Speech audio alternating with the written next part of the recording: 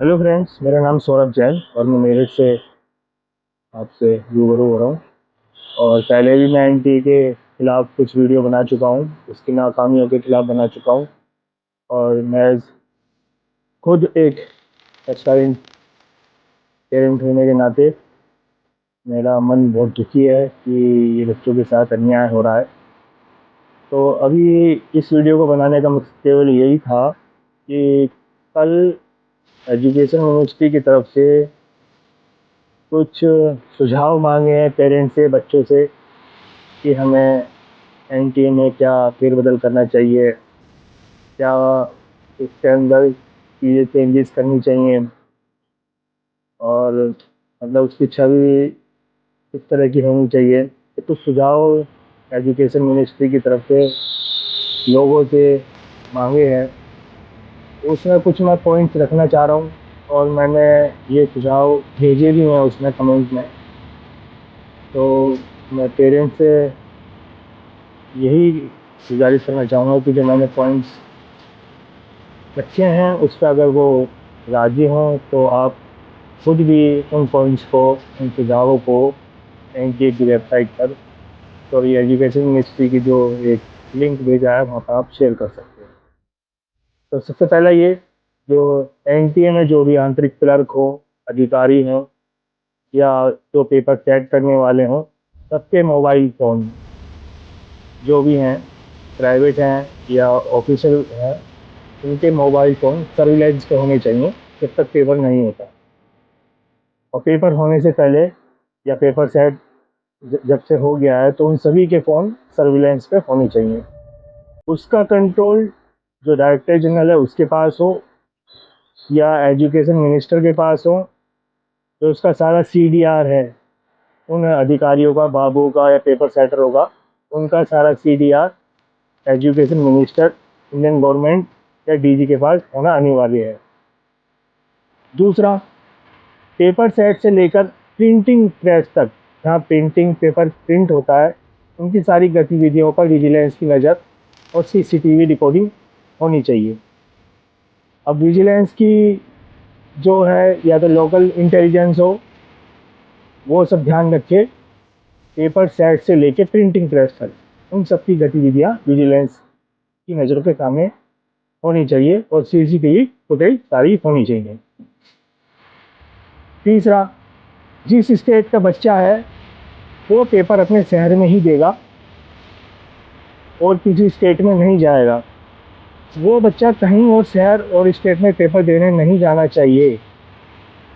हर एक बच्चे के एड्रेस वेरिफिकेशन होना चाहिए, जो उसके आधार पे है या जो भी उसके आईडी प्रूफ में है, उसके आधार पर उसको अपने ज़िले का, अपनी स्टेट का सेंटर अलॉट होना चाहिए।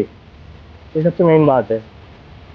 जिस दिन पेपर हो और जहाँ पेपर का बॉक्स जाना चाहिए, प्रॉपर इंडियन आर्मी के जवानों के साथ एनटीए के ऑफिस से लेकर एग्जामिनेशन सेंटर तक इंडियन आर्मी उन बॉक्सेस के साथ होनी चाहिए। अब इंडियन आर्मी में जिनकी हम बहुत मान्यता रखते हैं, उनका सम्मान देते हैं, इंडियन आर्मी के सिपाहियों के, कैप्टन के, और जितने भी कर्नल, ब्रिगेडियर जो भी होते हैं, उनकी नज़रों में सब होना चाहिए। जिस दिन पेपर हो और जहाँ पेपर बॉक्स जाना हो, प्रॉपर इंडियन आर्मी के जवान के साथ एनटीए के ऑफिस से लेकर एग्जामिनेशन सेंटर तक इंडियन आर्मी उन बॉक्सेस के साथ होनी चाहिए। जहाँ सेंटर हो वहाँ का कंट्रोल इंडियन आर्मी के हाथ होना चाहिए, ना कि उस कॉलेज या स्कूल का लोकल एडमिनिस्ट्रेशन। और ज़िले के जो अधिकारी हैं उनमें हम डीएम को सबसे ऊपर मानते हैं, तो वो हो सकता है, और या इंडियन आर्मी वहाँ हो। और जो बच्चा चीटिंग में लिप्त पाया जाए उसको सारी ज़िंदगी के लिए न्यूज़ पेपर ना देने के लिए बर्खास्त कर दिया जाए। मतलब वो कभी नीट का पेपर नहीं दे। इससे क्या होगा, जो चीटर्स हैं उन पर नकेल कसी जाएंगी, और जो सच में डिजर्विंग बच्चे हैं, उनका मनोबल सख्त होगा। जो रिक्त पाए गए बच्चे हैं, उनको सारी ज़िंदगी के लिए नीट पेपर ना देने के लिए उनसे अधिकार छीन लिया जाए। 7वां, पेपर साल में 2 बार होना चाहिए। 8वां सबसे ये है कि पेपर ऑफलाइन ही हो, और कहीं-कहीं किसी ने मारा है कि ऑनलाइन पेपर होगा। ऑनलाइन पेपर नहीं होना चाहिए। ऑनलाइन तो बहुत ही खतरनाक है। इसमें तो सर्वर कहीं पे भी हैक हो सकता है और इसमें कुछ पता भी नहीं चलेगा। ऑफलाइन में तो चलो पेपर आ रहे हैं और हमने दे दिया, सब कुछ कर दिया, और हमारा सीट फिजिकल फॉर्म में होते हैं। मगर ऑनलाइन में तो आप कुछ भी नहीं कर पाएंगे, कुछ पता ही नहीं लगेगा कि कहाँ से साइट हैक हो गई है और कहाँ प्रॉब्लम हो गई है, कहाँ बच्चे इसमें पास आउट हो गए। इसमें तो उसका कुछ प्रूफ मिलेगा ही नहीं मिलेगा। ये कुछ मेरे पर्सनल सजेशन है एजुकेशन मिनिस्ट्री के लिए, कि अगर इन तथ्यों पर पब्लिक राजी हो और वो राजी हो तो इन पॉइंटों पर गौर किया जाए।